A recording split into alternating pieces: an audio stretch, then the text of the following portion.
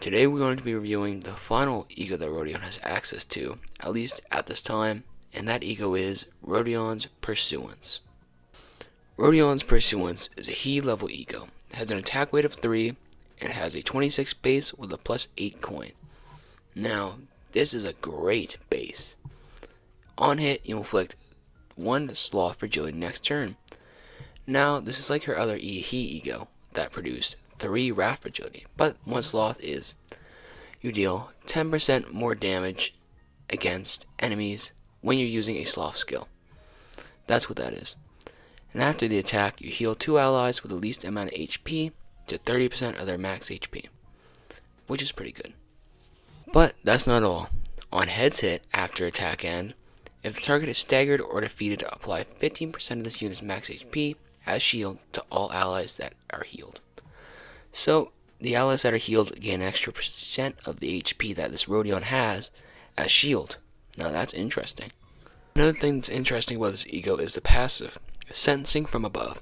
Whenever an enemy is staggered, the ally with the least HP heals 4% of their max HP once per turn. Now this is a fairly good passive. It allows you to heal your allies for a percentage of their max HP, which is phenomenal if you're using a tank loadout. Although you probably wouldn't be, because let's be honest, who wants to run just tanks?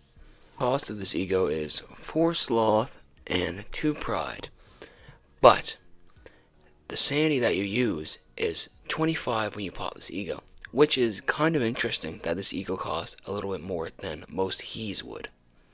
Your resistances will change to that of Fatal to Lust, Endured to Sloth, Fatal to Gluttony, and Ineffective to Pride. Upon corroding, your attack will remain at 3, and you will gain 34 base with a negative 12 coin. Now, before attack, add 50% HP or less, attack weight plus 2. So you will be doing a whopping 5 attack weight if this condition is met. On hit, trigger Tremor Burst. On hit, deal 20 SP damage. That is very, very solid if you're going against humans. If you're going against abnormalities, it's not as useful, but still a good effect to do on hit. If the target is staggered or defeated, heal 7 SP on self.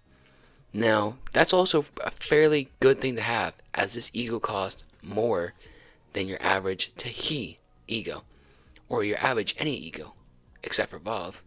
This E.G.O is quite phenomenal, to say the least, and that doesn't stop there, because this E.G.O makes your Rodion look amazing.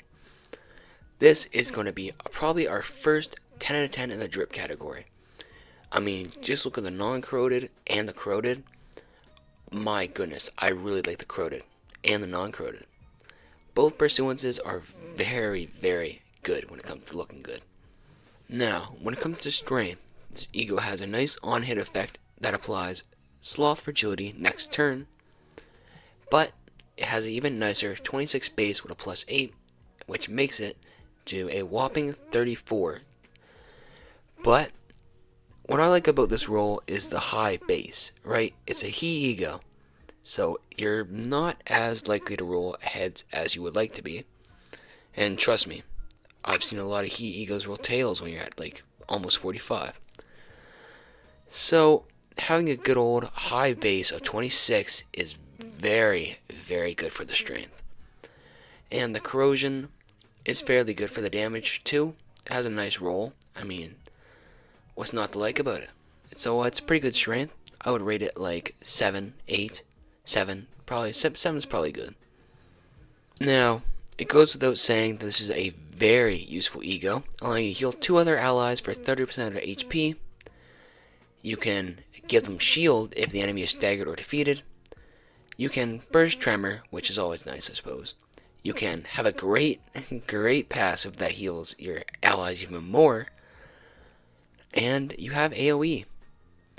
So, I would rate this E.G.O a 9 on the usefulness scale. Very useful. Not quite Rhyme Shank. Not quite Effervescent Corrosion. But still, very, very useful, and I would recommend you use it. I mean, what else are you going to use? Fourth match flames? Although the E.G.O's also pretty good. I can't lie to you. But yeah,